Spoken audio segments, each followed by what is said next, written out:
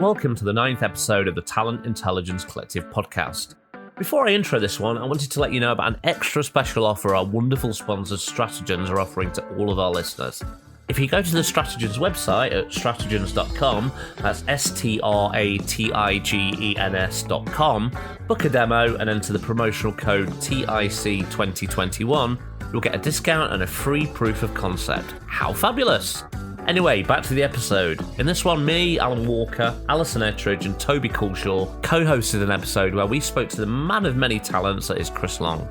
We talked about the current state of talent intelligence in Australia, the evolution of the function, and his unique view on applying data to drive both strategic and tactical decision-making, including an incredible example of how data convinced his team to retrain divers to be project managers.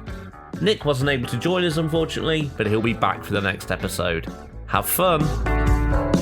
Before we get on with the main event, I just wanted to remind you that this podcast is proudly sponsored by our friends at Stratagens, and here's a very well-spoken chap to tell you a little bit more about them. Stratagens gives HR leaders the data they need to transform businesses with the speed and ease required in today's world. If you're ready to make decisions that aren't lengthy, costly, one-dimensional, or based on gut feeling, visit stratagens.com. That's stratigens.com to register for a Wednesday demo drop-in and find out more. Hello. I'm Alan Walker, and welcome to episode 9 of the Talent Intelligence Collective podcast. Yay! There's our little cheerer. Today we're going down under. More on that in a second, which means we're recording this at an ungodly hour for me and my British-based co-hosts. I'm delighted as ever to be joined by Toby Culshaw of Amazon and Alison Ettridge of Talent Intuition, but I'm sorry to say that for this episode, we're missing Nick Brooks of Microsoft. Apparently, he has something more important to do. Putting aside how offended we are at the mere thought that something could be more important than this podcast, we will welcome him back with open arms for the next episode, of course. We also have our guest with us, one of my brethren from the Midlands, that's north of London, if you're wondering, international folk, and now adopted Aussie from a land down under, Chris Long. Welcome to the podcast, Chris. Why don't you introduce yourself to our audience? Thanks, Alan. I'm Chris Long, been over here in Australia for the last 10 years, and I'm currently heading up Global Talent Solutions for Preacta. Excellent, thank you. It's great to have you on the show, and just to warn you that we've had some great guests on so far, so you've got a lot to live up to. No pressure, mate, no pressure. Oh, no, what's So, I think many listeners will now be familiar with the format of the show, but for Chris's benefit, in just a minute, Toby's going to lead us through a discussion of some of the more exciting happenings in the world of talent intelligence, news, views, industry insights, all that jazz. And then Alison and Toby will team up on Chris and fire questions at him about his career and work in and around talent intelligence. And I'll just sit here, I'm going to say looking, but you can't see me, sounding as handsome as I usually do. So why don't we crack on? Toby, what's happening in the world of talent intelligence? Yeah, so quite a few interesting bits at the moment. Kicking off, we saw a study from the guys over at Indeed, so Pawel does some amazing stuff, as we know. They did a study recently about the office is not dead. It was all around the fact that they saw a big shift, essentially, of the roles being advertised, and it's gone from remote roles back towards temporarily remote. So it's suggesting from that side of things that they're not seeing the sort of spike on full remote roles that they saw, and people are tending to go back towards the office, which is quite interesting in itself. It kind of ties into something we've discussed previously around the hollowing out of cities in America, and that people still wanted that flexibility. They still wanted to get into an office. So it's interesting to see that the data over here is running a similar story, to be honest, not dissimilar at all. So that's quite interesting. Also, just on the whole remote work piece, there was a really interesting study on non-verbal overload. So it was looking at Zoom fatigue. For me, that's one of the areas I don't think is really being factored in too much in terms of how we're working at the moment and how it's the remote work is impacting things. Zoom fatigue and the sheer amount of screen time that people are having compared to a normal working environment is really, I think, a really, really interesting element. And I think that we're seeing a huge amount of fatigue and a huge amount of burnout because of that. And I think that's probably going to get worse in the next few quarters. I think we've been in survival mode for basically a year. people are getting tired of that, and they're seeing kind of the fatigue side come in. So I think we're going to see a real change of how people use remote meetings and video meetings and things like Zoom to try and redress and rebalance that. That's quite an interesting area. I loved that one, Toby. I just thought it was really interesting for me because it was kind of like, everyone got all excited. We've worked remotely for years. And then suddenly it's just like, because it is back to back. It's why I love the podcast, because I don't feel the need to look at you in the eye the whole time. And in that piece, there was this whole section, was a photograph of people in a big boardroom.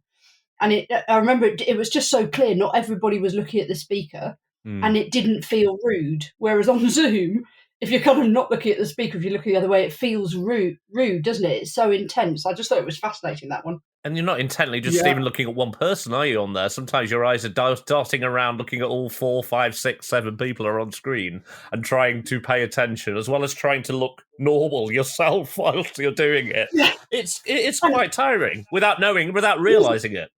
And it's also like musical chairs, right? Because people move on Zoom. They don't do that in a meeting room, but the kind of camera positions, depending on where they are and who's talking, people move around all the time. It's like, whoa, God, what's happened to Chris? He's disappeared over here.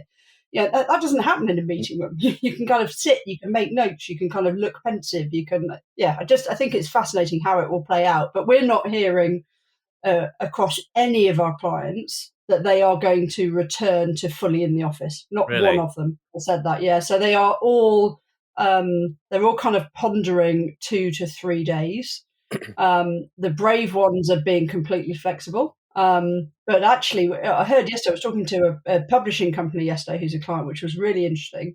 And they were saying that actually their employees wanted clarity. They didn't care whether it was 2 days, 3 days, 4 days, 5 days. They just wanted somebody to tell them. They weren't prepared to kind of make that decision themselves as employees. And I thought that was quite interesting. So they want a framework then. Yeah. Chris, what are you now? Chris announced, I saw on social media, he's the first person I know to go on a plane in the last 12 months. Yeah. So he's like been crazy meeting real people face to face and stuff. I know, right? Bizarre. So these 2 articles really, I suppose, got me thinking, because the first one, just like the office is not dead. The office has not been dead for us since June last year, right? So I was back in the office June last year. My kids were back to school in May last year. And I was saying to many, many people that both Alan and I know, I was like, no, I think you'll go back to the office or you'll have it a hybrid. And I've been saying this for quite some time. And, especially the guys over in the US, no, everything will be fully remote anywhere, anytime. And I was like, I just don't feel that that's going to be a thing. And then obviously start of this year, and especially with the vaccine being rolled out, I know that a lot of the US guys are saying, oh yeah, it's going to be a hybrid model. And I was like, yep, we've kind of had that. I mean, I'm 4 days back in the office. I kind of just now work from home on a Thursday just so I can get my admin done. Zoom fatigue, that also tied in. We didn't really have it. Like I say, we probably only went on lockdown for 6 weeks. And even that wasn't what you guys have had over in the UK, right? So it's been really different from my perspective watching the rest of the world. I suppose the only thing that my country did to stop is just close its international borders, right? So we can't leave and no one can get in. So we've just kind of contained ourselves in that manner. But I've got to say, these 2 articles, I just couldn't understand Zoom fatigue. I do get when I do have to do Zoom sometimes, because we did have that we couldn't cross our borders. That was a bit of a pain. And like Alan alluded to, we can now cross borders. And I jumped on a plane last week. So very different from my perspective to seeing what the rest of the world's doing. Just your kind of exposure to it. That's interesting. Yeah. That's so, if I think back to the start of this, I'm listening to Chris now and jealous because he's got on a plane. And yet, right at the very beginning of this, I was sick and tired of spending 2 to 3 days a week getting on a plane. It's just, now I'm like, oh my God, he got on an actual plane and went somewhere. It was amazing. I'd not done it for a year and I was so excited to get to the airport, then got to the airport and went, what do I do now? So, and I didn't even need my passport or anything. But it was great. I've got to admit, I love being back. Did you see the value in those? Were those meetings different because they were face to face? 100%. Yeah, 100%. It just got done there and then. And you know, like when you're in a meeting face to face, I know you can whiteboard on Zoom, but you need to take people on a journey of your way of thinking, right? And sometimes Zoom and those interactive whiteboards just don't work, and you can't read the audience, you know, whoever you're presenting to, the same. So yeah, it was just totally different, and I loved being back face to face. I mean, I've been doing that in Sydney for a while. But yeah, I mean, it's just totally different taking people on a journey face to face than it is over a screen. I think that's the point, though. It's being deliberate about why you're doing the face to face. And I was actually listening to another podcast this morning. Without wanting to, I mean, you can just read the room, and I think people are more other things. It's a great podcast. Intent. It was the HBR Ideacast, and Anne-Laure Fayard, who's the associate professor at NYU's Talent School of Engineering, was talking about workplace design. And she made a very good point that a lot of companies are doing flexi work, as we say, and they're saying, you know, this bunch of people come in Monday and Wednesday, this bunch Tuesday and Thursday. But the problem is that with that is you're losing all of the coincidental interactions that you'd have between those groups. So you're ending up the kind of the system of trying to get people back to the office to have this creative environment and this innovative environment wasn't actually necessarily working, because people were coming in and they're seeing the same people they'd see every Monday, every Wednesday, and you weren't having that collaborative and creative environment. So I think to Chris's point, I think being deliberate about why you're going in is really important. Yeah, completely agree. What was the article around private equity, Toby? Yeah, so there's this actually one of a few articles I've seen recently looking at private equity and VC firms and looking at how they're investing far more in talent, especially talent intelligence, talent acquisition, talent analytics, just basically understanding the talent within their potential target organizations and how to maximize that. It's an area I think we've seen a bit of a growth in the last 12 months, but I think it's a fascinating area. I think, you know, if you look at the vast majority of investments, the vast majority of M&As, the vast majority that fail, it's generally due to culture fit and talent fit or scalability. So I think understanding the talent and the feasibility of expanse, etc., really, really cool. So yeah, I think it's a really interesting place at the moment. The other article that I saw that I think is going to be worth highlighting is Randy Bailey mentioned it over on the group, and it's all tied back to something we discussed a little while back, which was the SEC filings and the data that the SEC are going to start requesting from companies. We're starting to see that coming in now. But I think the fascinating thing for me on it all is at the moment, it's still very disjointed. You're getting lots of very different data sets coming through, really inconsistent, and it's really not giving a huge amount of value, because it's very hard to get under the hood and actually understand what's going on with that. What are these companies actually saying? You can't really compare. I think it's going to be really interesting, though, and the article in particular was highlighting that I think once the SEC starts saying, well, actually, we want consistency, we want to have these standardized metrics, I think that's going to be really, really powerful. So, yeah, really, really keeping a close eye on what the SEC commissioner and the administration say, because I think this year will probably be a bit of a test year.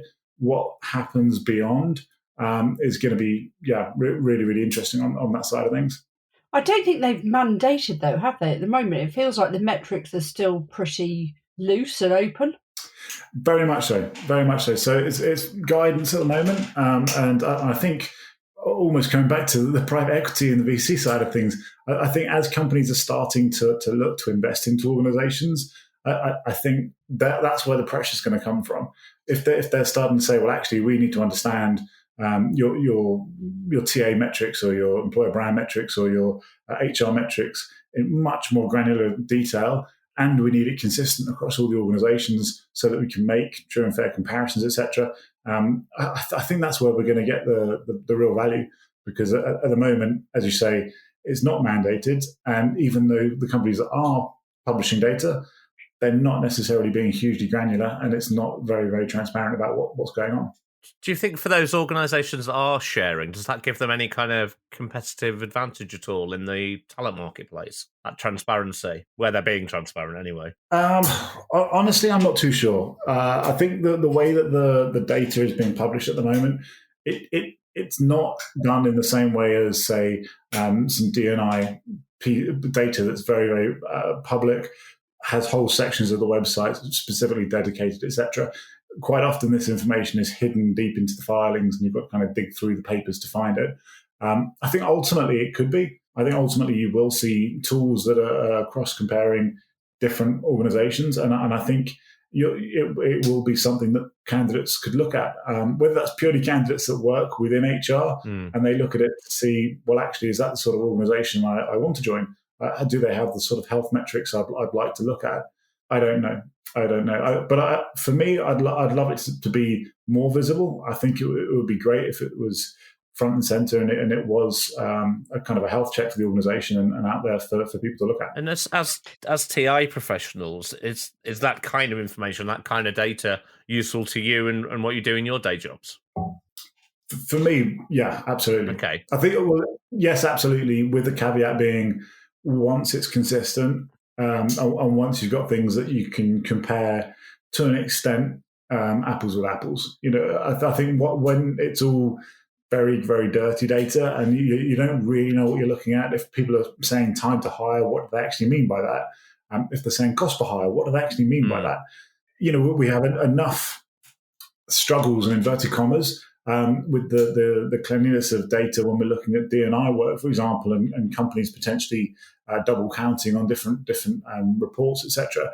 So I think once we've got consistency, which is what I'm hoping the SEC push, I think that will be really, really valuable. I think the bigger piece, though, is that it will go beyond HR. And once these sort of data sets will go beyond HR, and it's the broader business, and it's the M&A teams, etc., and the strategy teams, and the investment teams, once they're interested in this sort of work, I think that will really elevate TI once again into the rest of the org.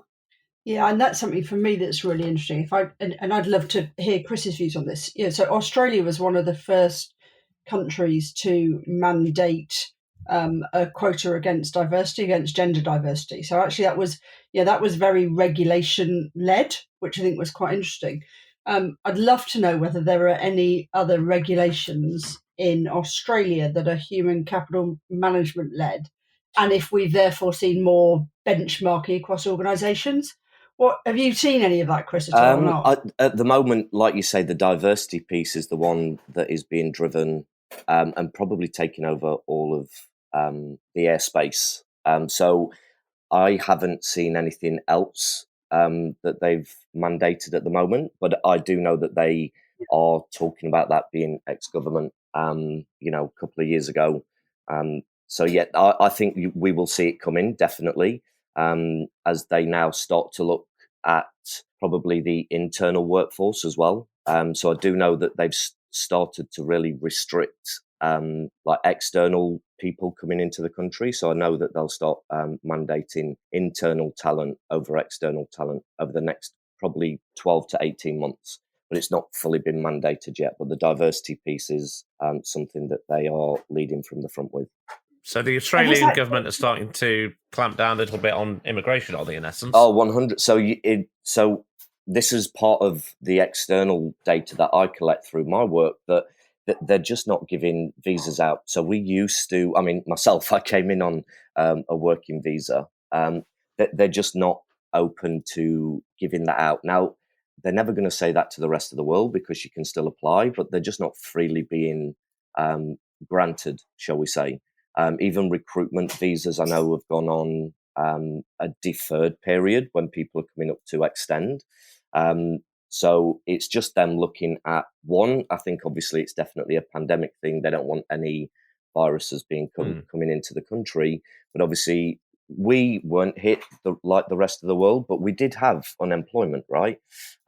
So I think they're looking at trying to get those back to work before we then start influxing all of these other people that now are starting to look at Australia going, yeah, look, this is a great country to live in. we want to live there. So they're just slowing things down, and that's how they do it, just by making sure that they can regulate it. They use the island mentality very, very well. And is the diversity piece broader than gender now? It certainly is, yeah, for here. So it's been probably broader than gender for a while. They're very, very big with the Aboriginal backgrounds. So with anything that goes on here, I mean, they're very, very passionate about that. So if like you have an event, you have to do a talk to country and things like that. So it's been bigger than probably gender for a while. But I think when companies look at it and they look at diversity and inclusion, they automatically just go gender diversity first. So yeah, with the big organisations, they still don't come away from that as their first target. Yeah, okay, really interesting.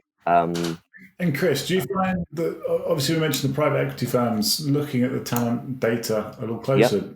Do you find that within your world, and obviously tying through to the diversity piece? And I know there's been a lot of focus on PE firms looking at diversity makeups of leadership teams and senior management teams, etc. What's your take on the whole talent data? Yeah, so this has been big for definitely myself. So playing in that tech industry, a lot of the VC firms now are having centralized functions and asking for this intelligence so they know what they're going to invest in. Because obviously we're not letting anyone in at the moment. So let's just say the war for talent on front-end engineers is absolutely exploding. And they're now looking at changing up what kind of companies they invest in, and they're influencing the tech stack that they're actually utilizing to build this product. So they do come to us for insights, research and data. And I've seen that shift definitely over the last 6 months for sure. So I don't think that they're looking at a diversity of their portfolio from a product perspective. They're now looking at it with it being a talent-driven perspective. Really interesting. And that's a really neat lead into asking more about you, I think. So sorry, Alan, I've nicked your kind of intro. I have very little to do as it is, and now you're stealing the tiny pieces I do. Well, there you go. You asked a lot of questions in news. You were really loud that time. I was like, whoa, hey, Nick's not here and you're in his shoes. All right, I know my place. No, I might need your help. Don't disappear.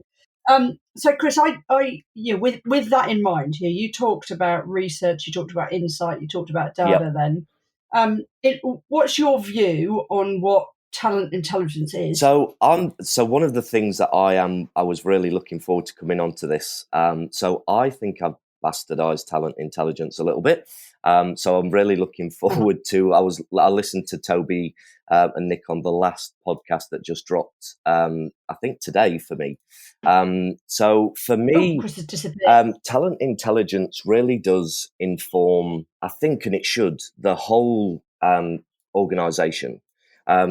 Because we can take all of the information, and I think I don't just use location, I don't just use skills, because I play also in that workforce transformation space. I want to know from an external capacity that if I need to change up an organization, can I, and it has been done. So a project that I did a couple of years ago, and I think I've spoken to Alan about this, we transformed project engineers and we took scuba divers, and then we literally trained up scuba divers to be project engineers. We had a project where we had to dig under the harbour. There wasn't enough project engineers in the country at the time. We had a look at the data of how could we expand the workforce without doubling our budget, because obviously within the area that I was in at the time, it was a government agency. I couldn't steal off any other government agencies because there's obviously an interagency agreement. But yeah, we ended up the research and insights and the data that was given to us, that there was a load of people that were open to transferring their skills, i.e. being underwater for significant amounts of time.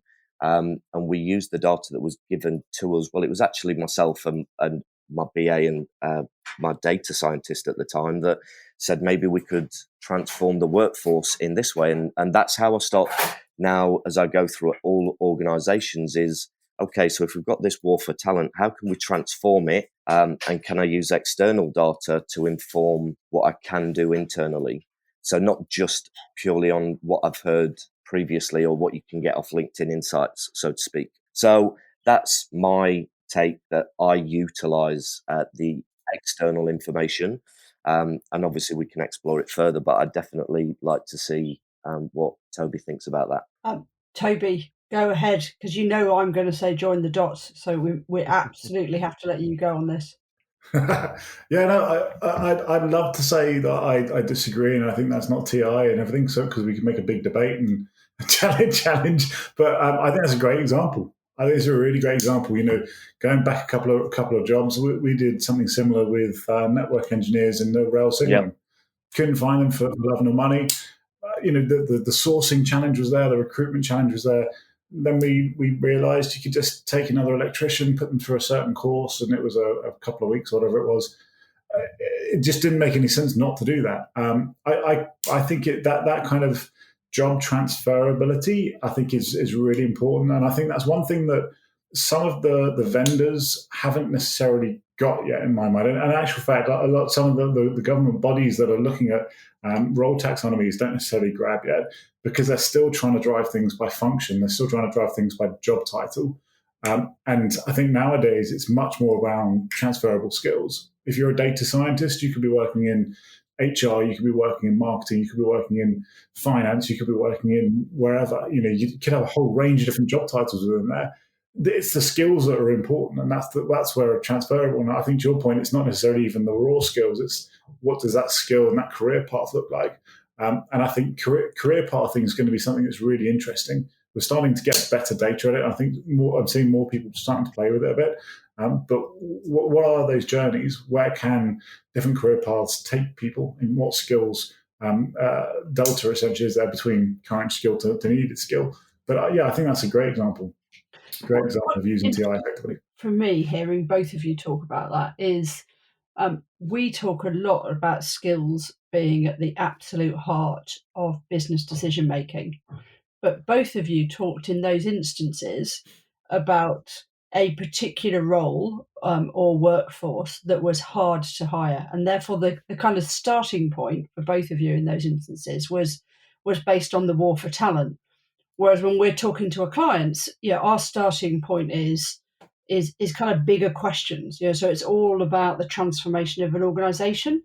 And I'd love to kind of figure out, actually whether it's easier to say, is the starting point the burning platform that's in front of me, the role that I can't hire? Or are things like the SEC mandates going to raise talent intelligence to such a level that actually it is absolutely about the bigger business transformation? I definitely have views, but Chris, as the guest, I'll let you jump in first on that one. So I do think I do apologise. I just had to let someone out of the house. So could you just repeat that again for me, Alison? I do apologise. Yeah, sorry, don't worry. Toby was a bit mean to kick that at you. Polite. I didn't realise. Sorry. It's all right, don't worry. So for me, one of the things that was interesting, Chris, when you and Toby were both talking then about the use of talent intelligence, was that both of you talked about skills. Yep. Yeah, and we always think skills first, and we always think of skills at the centre of decision making. Yep. But both you and Toby talked about it through the lens of a role that was difficult to hire. So you both kind of started with this burning platform that was the war for talent against a particular job. And I just wonder whether things like the SEC mandate and the kind of raising of the profile of human capital generally, whether that's in a big tech firm, a high growth firm, mean that the starting point is going to be different. The starting point isn't going to be a role that's hard to hire. The starting point is going to be business transformation. Yes. And I'd love to know your views on that. So I think maybe I can allude a little bit further with the way that I was thinking with mine is business transformation is definitely, I think, where I would like to lead with, and I'm hoping that I do lead with. So it's not necessarily a skill for me. It's more about the person. So I try and always work in, as everyone heard, the network of teams philosophy. So obviously everyone has 2, 3, 4 projects going at any one time. And I try to lead with, and a lot of my sources, and that we have lots of questions that are out there that they ask of, where is it that these people want to go? Where have they come from to where they are now to where they want to go? And how can we as an organization assist that through a network of teams, so they're not always just 100% focused on their current skill or their current career path? And how can that then inform the business as we look to transform and maybe pivot into this new way of into the new way of working, or the new world of working? So I look at it from, how do I assist the business in its most optimal case, and not necessarily just try and fix a skills gap.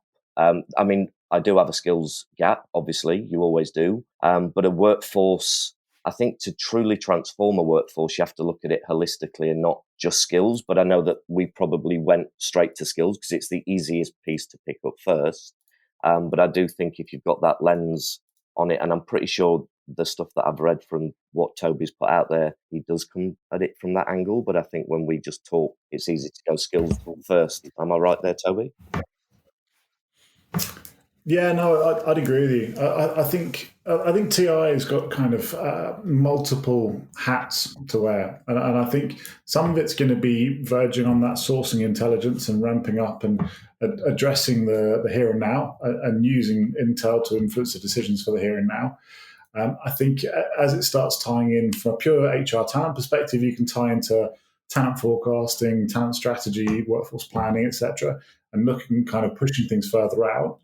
But then I think that the beauty of what our function is we're the crossroads, and we can also jump into the business and say, well, actually, we can use TI to influence the strategy that's then going to influence the direction of where workforce planning and everything else is going to go. So for me, I think we're one of the few functions that can actually get into pretty much any function in the business to try and influence where they're trying to go, what they're trying to achieve. Because, essentially, if you ask any senior leader, their biggest asset is their people. What's the biggest risk? Not having access to the right people to do the job. So I think the beauty is we can pretty much get in wherever we want to drive the business and then flow it through.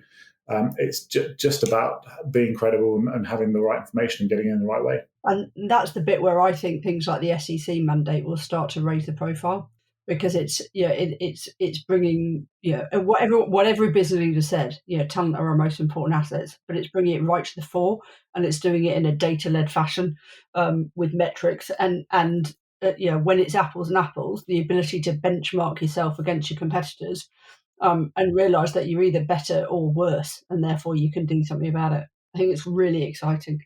Chris, what you talked earlier about using data externally. Can you give us some examples of the sort of data that you use? Yeah, so obviously we use the standard ones, location. I mean, I will say before I go into this that we, as in Australia, aren't GDPR compliant and don't need to be. So we do collect a lot of data that probably we might not be able to in a few years, or whenever that does come this way. So we do. So obviously the normal, the skills, location. We also gender. But what I like to look at is, again, and I will say that my sources are, and I think, Toby, you alluded to it on the last podcast, was when we work with sources, they speak to tens of thousands of people, right? And we can utilize that data.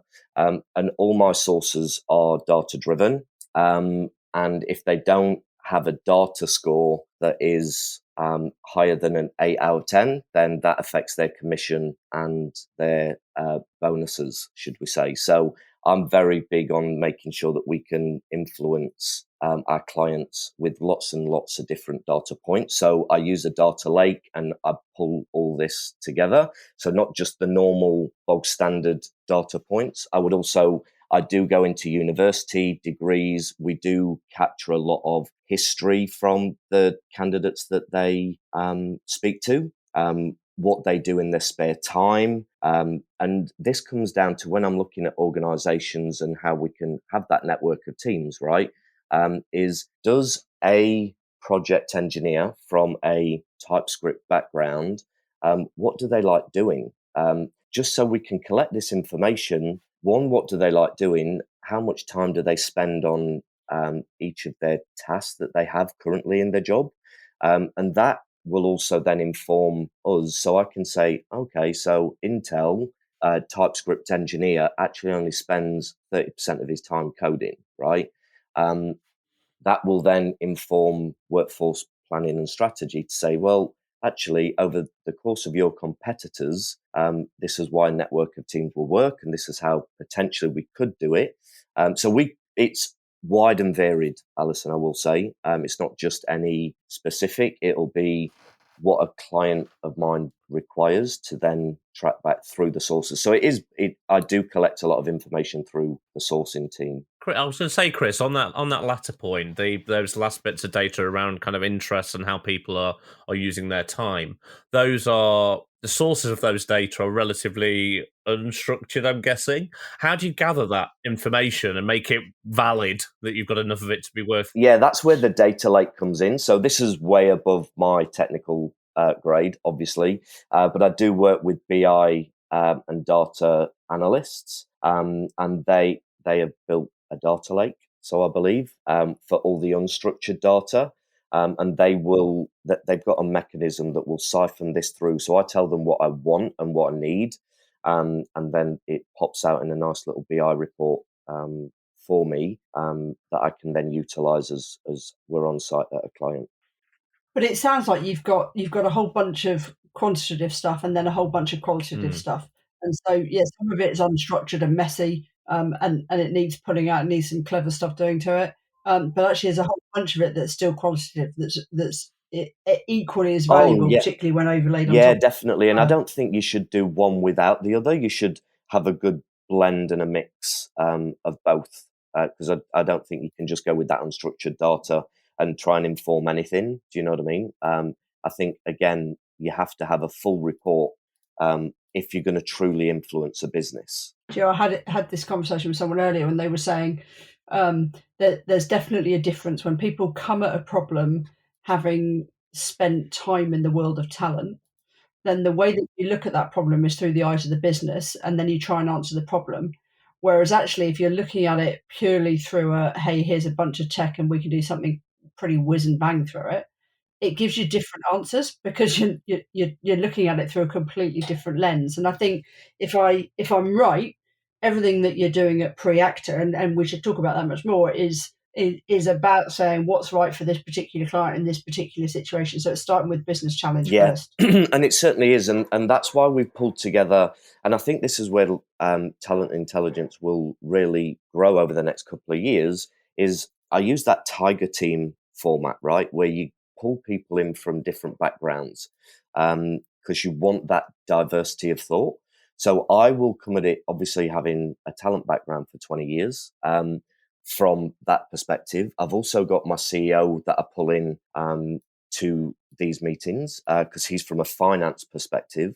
And then once you've got your data analysts, and we've got qual and quant analysts, I can't remember fully, so we have all of these. And then I always do bring in a sourcer or a talent acquisition person so that we've got a perspective from on the ground, just so we can have that full diversity of thought. Because I think if you only come at it from a perspective of myself, you only get one view. And then obviously these guys that are looking at the data, if you only took how they dissected that data, that also doesn't inform fully for the business.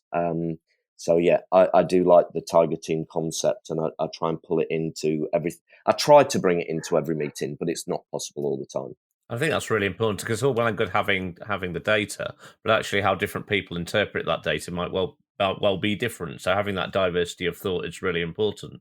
It's you mentioned something called tiger teams there, and I might have come across it, but I always remember a book I read by Matthew Said where he talks about rebel ideas and the power of diverse thinking. And that's exactly that. If you have a room of people who are all from a similar background, you actually come up with probably the same answer to a certain degree and really quickly. But it's not necessarily the right answer. Whereas a room full of people with the same information, but different experiences and different ways of looking at things will often come out with a better, more powerful way of using that information. Exactly. And I agree, Alan. And that's why, with my CEO having that accounting background, he can then target a message to the CFO, who is usually going to have the budget for sign off, right? And then I have a targeted message for, your HRD or your CPO or your head of talent. And then the other guys have that other informed view. So your sourcer and your talent person that could be that talent lead that's also in the room. So everyone's getting a great message and in the same tone that they like to receive it. That makes sense. Sorry, Alison, I jumped in then. That's all right, don't worry. Talk to me a bit about Preacta, because the name instantly is awesome. So, this ability to preempt and to act and to stay ahead of the game.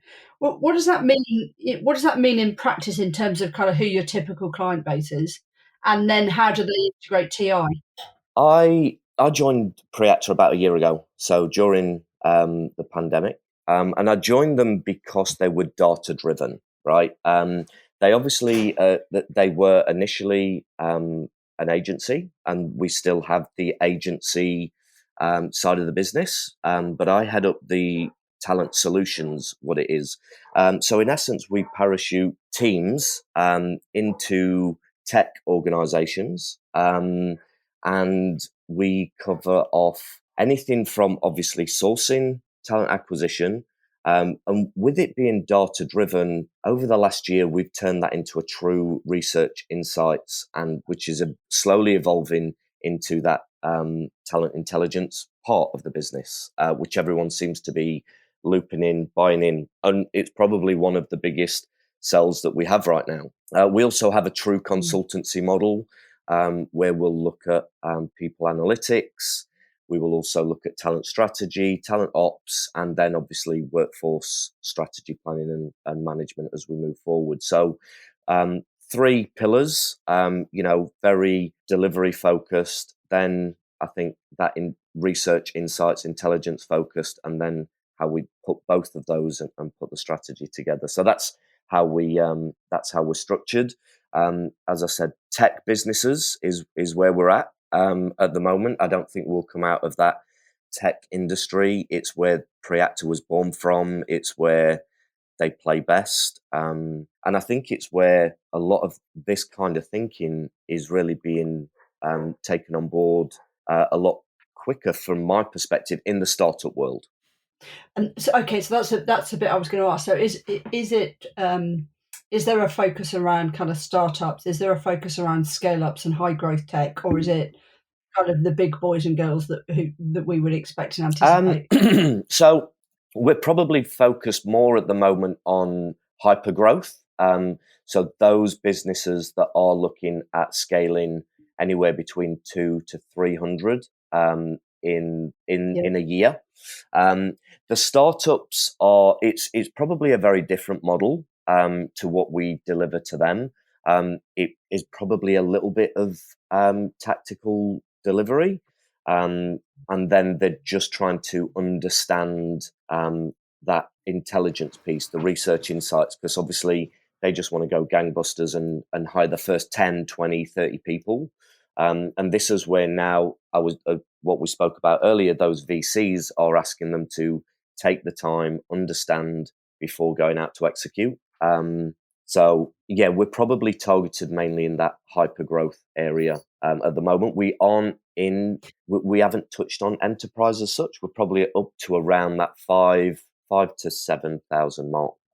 Is probably where our sweet spot is at the moment. Okay. Now, a long time ago, I worked for a private business that was an Australian business. So I worked in EMEA, but the business was called Talent Intelligence. And interestingly, their background was that one of the founders, kind of in theory, brought military intelligence to the table. And it was this concept of thinking differently about your competitors and about being able to be proactive and pipelining. In reality, at that time in APAC, the majority of the work that they were delivering was really talent pipelining work and talent mapping work. and it wasn't necessarily what the purists in us would now call talent intelligence. So if you kind of took that as a kind of phrase, do you think that the use of insights is still pretty much in its infancy? I would, in yeah. APAC or in No, ours? definitely. So, and that's why I think we're so busy at the moment, because people so what I would say is that companies know that they need something, but they don't know what they don't know, right? So I would say 100% that like the TI scene over in APAC is definitely in its infancy. That's probably why I don't use the term, even though we are slowly drip feeding it in. I wouldn't use it because people are just like, "Whoa, what does that mean?" And in essence, they just get blown away by certain words, right? So I would say it's definitely growing. So the research, insights, and data piece is growing. It's not anywhere near where it should be, or the maturity level of which it should be at. And I don't think that even what we offer is where it should be, and thus why I alluded to listening to Toby and joining, obviously, the group. So it's definitely something that I do think will explode. And what APAC usually does is, once they go, okay, I now understand it, I now understand how I can execute it, let's go. And it will then grow quicker than most. Yeah. If you could wave a magic wand. Sorry, Toby, go ahead. So I was just going to ask, or say, do you think that the data quality aspect is going to be one of the prohibitors for growth? So I know when we've done work in the past, and it's come up a few times in the podcast when we talk to people, data quality, when you look into certain parts of APAC, it's just so hard to get good quality granular data that's reliable. Do you think that's going to inhibit the growth of TI as a concept, or do you think there's going to be workarounds and people are going to find other data sources? I think what will happen is that they will find those other data sources. I do agree with you, Toby, that the data quality is probably not there for us. So, like I say, I do think it will probably inhibit the growth to start with. But I think if we can start looking at how we find different data points and different sources of that data, because it is there, it just probably takes a little bit more finding of where it's kept over, especially in Australia. Then I think soon as someone has found that, we start sharing it where we can get it. I do think it'll come, but I think, like most things over this way of the world, it takes us a bit of time to catch you guys up. Do you know what I mean? So I think they're a bit more conservative in what is possible to that. But once they do understand it, then they're fast moving. They're quick adopters. Do you know what I mean? Once someone has done it first. And you've got some amazing brands that are coming out of Australia, the likes of Xero of this world, and Canva, and Atlassian, and some really successful brands that, as they grow bigger into the global space and they see what's possible from this kind of stuff, correct, that demand in itself will accelerate things. It always does. If the demand's there, the will and desire to meet that demand is accelerated so much faster, isn't it? But interesting. I think there's two arms to that, though. There's the because I took the words, or Chris took the words out of my mouth earlier. Yeah, the data is there. It's not that the data isn't there. It's just that the big global players haven't been bothered to do some of the local language work that needs to happen in APAC. And I think that there's great brands coming out of Australia, and they're going to kind of see some of the stuff that's happening and take it home. But you know what? There's also a whole bunch of big brands that are already there that aren't necessarily just, in inverted commas, Australian-driven businesses or APAC-driven businesses. You know, and I think there's therefore two ways of looking at it. There's the West going east, but there's also the east coming west. And it's just about taking the time. We do it on a client-by-client basis. If a client says to us, actually, it's really important for us to understand what's going on in Jakarta, then we will pull out every single data source. We'll work with local language experts. We'll pull it in and pull it into the platform. So I think we flippantly hear from people the data isn't there, And Chris said it is there. It's just that people need to be bothered to look at it in a different way and use it in a different way. And it sounds like that's some of the stuff that Preacta's doing. Yeah, it certainly is. And that's when I moved over here 10 years ago, I didn't realise how different. I mean, I think, you become a bit localised being in EMEA or the US, very similar in ways of working. But the APAC market is very, very different. Just ways of working, what they classify things. And, even now, 10 years in, I'm still learning certain things that are different to what was back home. You've got vast cultural differences across the APAC market itself, haven't you? Yeah. Europe, yes, there's lots of different nationalities and languages, but there's a fair amount of shared experiences, shared background, and shared culture across the whole of Europe, and likewise the Americas. But if you look at APAC as a region, it's so literally diverse that there are tons of different ways of working from one country to the next. Yeah. If you could wave a magic wand now, what would you have from a data perspective? Oh, geez. Sorry. That's. I mean, I don't think you can ever have too much data, right? But then also too much data, you're never going to deliver on anything. So I think we should have. I'm still big on the diversity piece, right? Because we still. And I look at the way that we're looking at diversity in general, and I look at it from outside of Australia, right? And how we're trying to change things. I also look at it internally and see how we're looking at changing that. I just don't think we have enough data on to eventually change it. I don't think some of these initiatives are going to work.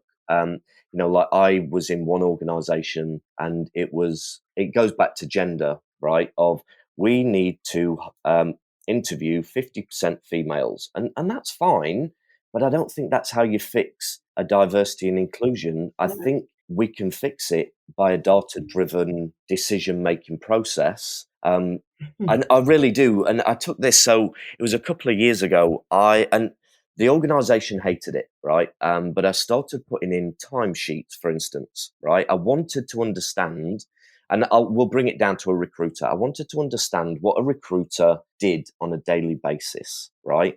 How much time were they doing all of their tasks, and what actual tasks did they not like doing? Once the pushback on this was amazing, but once they understood that it wasn't there for me to fire you, it was there for me to enhance the organization. It went really well. So we mapped out we mapped out more than recruiters, but I'll use it just for recruiters. And once I'd looked at what a recruiter did and how much I could take away from that recruiter, whether I could automate it, right? Whether I could put technology over that, then make them positive to the business. I also then started looking at other forms of their job and could I add other different layers onto that to make it actually a different job? And then is there, anything from these other diverse backgrounds that could potentially look at that? And we looked at it from an Aboriginal perspective, that could they come into an organization and then we grow them through the organization at this level?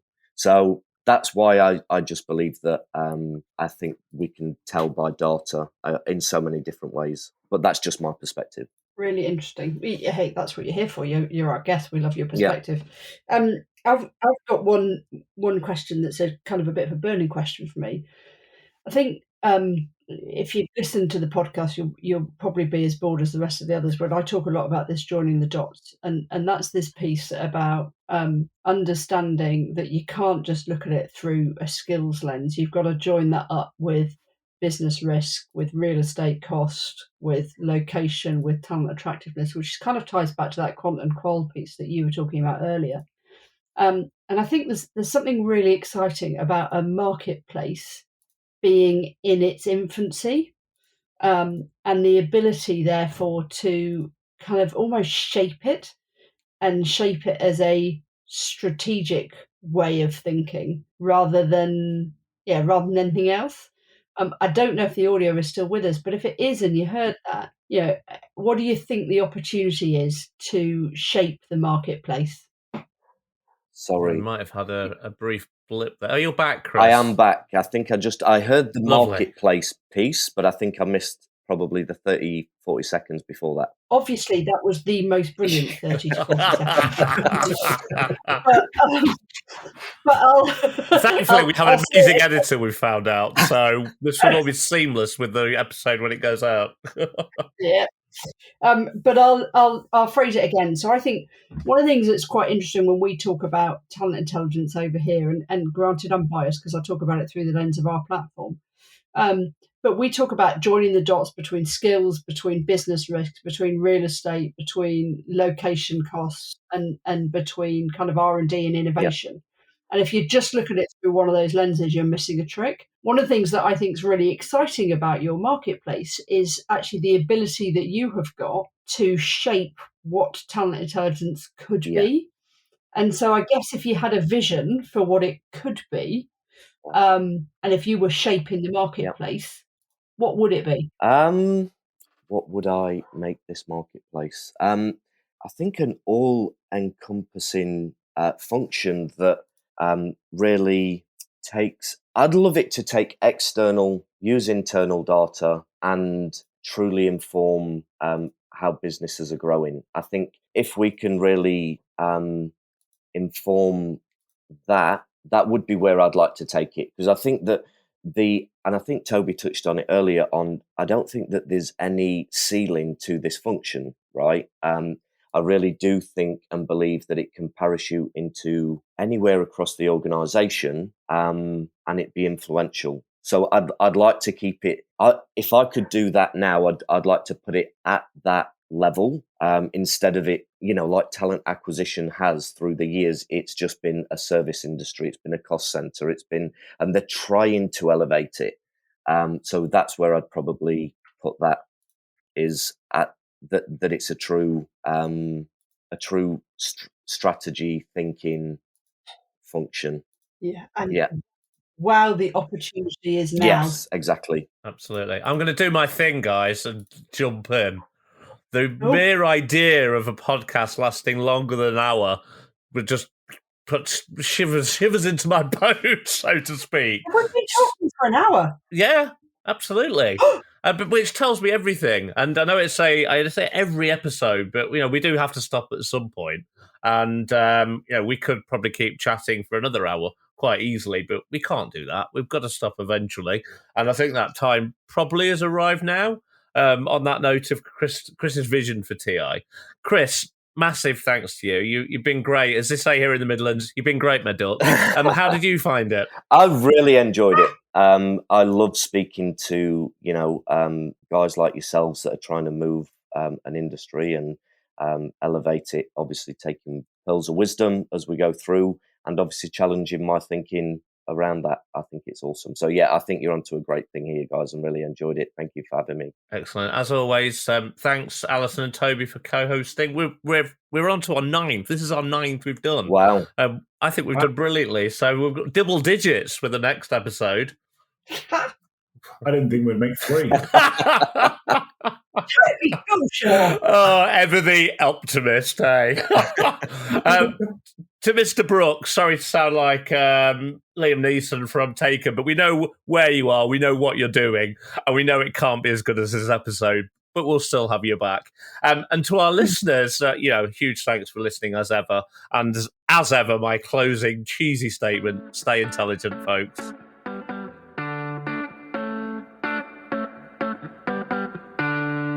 Thanks for listening. Before you go, I wanted for the last time to remind you about our generous sponsor, Stratagens. Here's that posh chap again, telling you about their fabulous product. Stratagens gives HR leaders the data they need to transform businesses with the speed and ease required in today's world. If you're ready to make decisions that aren't lengthy, costly, one-dimensional, or based on gut feeling, visit stratagens.com. That's stratagens.com to register for a Wednesday demo drop-in and find out more.